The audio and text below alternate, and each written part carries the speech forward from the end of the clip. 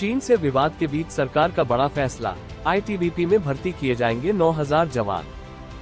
चीन सीमा पर सुरक्षा के लिए सबसे आगे आईटीबीपी के जवान ही तैनात रहते हैं।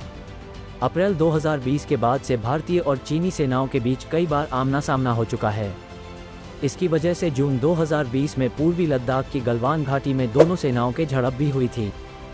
चीन भारत की सीमा पर तनाव के बीच भारत सरकार ने बुधवार को 9,000 जवानों को इंडो तिब्बत सीमा पुलिस (आईटीबीपी) में शामिल करने की इजाज़त दे दी है। इससे भारत की चीन सीमा पर सुरक्षा और मजबूत हो सकेगी। चीन सीमा पर सुरक्षा के लिए सबसे आगे आईटीबीपी के जवान ही तैनात रहते हैं। इसके साथ ही 7 नई बटालियन और एक नया सेक्टर मुख्यालय भी स्थापित करना होगा। भर्ती का प्रस्ताव 2013-14 से पेंडिंग था।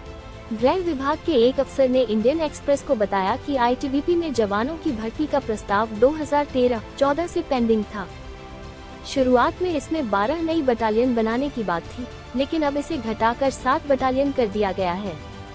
वास्तविक सीमा रेखा के साथ सीमा चौकियों और स्टेजिंग कैंपों की संख्या बढ़ाने का भी फैसला लिया गया है। लैग पर अक्सर झड़पें होने की खबरें आती रही हैं। चीन की सीमा पर पिछले कुछ वर्षों में पूर्वी लद्दाख और अरुणाचल प्रदेश की तरफ अक्सर दोनों देशों के जवानों में झड़पें होने की खबरें आती रहती हैं। हालांकि भारतीय सेना चीनी जवानों को देपसान के मैदानों और लद्दाख में चारगिल नल्ला क्षेत्र में उनके कई पारंपरिक गश्त बिंदुओं तक पहुंच से रोकने में सफल रहे हैं। जवानों की भर्ती का फैसला दिसंबर में ही ले लिया गया था। जवानों की भर्ती का ये फैसला भारत और चीनी सेनाओं के बीच पिछले साल दिसंबर में हुई झड़प के बाद लिया गया। ये झड़प अरुणाचल प्रदेश के तवांग क्षेत्र के यांगटजे में हुई थी। इसमें कई भारतीय जवान भी घायल हो गए थे। इस घटना के पहले और बाद में सेना प्रमुख मनोज पांडे ने कई बार चीन भारत सीमा की स्थिति को स्थिर और अप्रत्याशित बताया था।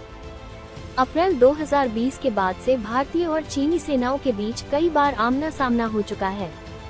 तब से कूटनीतिक और सैन्य स्तर पर बातचीत से लद्दाख के 5 फ्रिक्शन पॉइंट्स पर दोनों देशों की सेनाओं के बीच टकराव से दूरी बनाए रखने में सफलता मिली है। हालांकि दोनों पक्ष बड़ी संख्या में सैनिकों को बनाए रखना जारी रखे हुए हैं। पिछले साल नवंबर में सेना प्रमुख मनोज पांडे ने संकेत किया था कि टकराव नहीं हुआ है, लेकिन लद्दाख में तनाव कम नहीं हुआ है।